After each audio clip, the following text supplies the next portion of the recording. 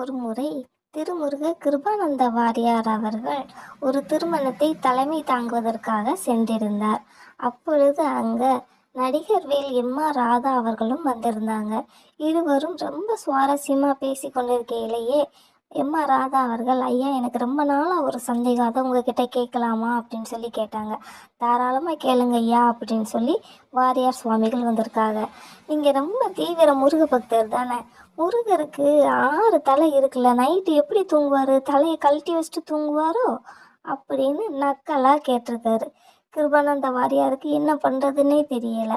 உடனே கல்யாண வீட்டுக்காரங்களை கூப்பிட்டு, ஐயா, நேற்று நைட்டு தூங்குனீங்களா அப்படின்னு சொல்லி கேட்டாங்க. எனக்கு இருக்கதே ஒரே ஒரு பையன் கல்யாணத்துக்காக ஓடி ஓடி உழைச்சி நான் ஒன்றா பார்த்து பண்ணிகிட்டு இருக்கேன் சுவாமி.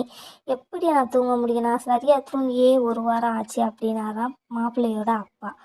உடனே கிருபானந்த வாரியார் சொன்னாராம், ஒரு பையனோட கல்யாணத்துக்கே அவங்க அப்பா தூங்கலை.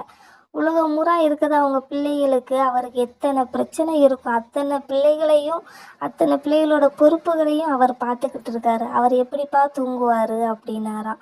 இவர் எம்.ஆர். ராதா அவருக்கு ரொம்ப அசிங்கமாக போச்சான். முருகனோட திருவிளையாடல் இப்படித்தான் இருக்கும். உங்களுக்கு இந்த வீடியோ பிடிச்சிருந்ததுன்னா ஓம் முருகா அப்படின்னு கமெண்ட் பண்ணுங்கள். சேனலை மறக்காமல் சப்ஸ்கிரைப் பண்ணுங்கள். உங்களோட நண்பர்களுக்கும் ஷேர் பண்ணுங்கள். நன்றி, வணக்கம்.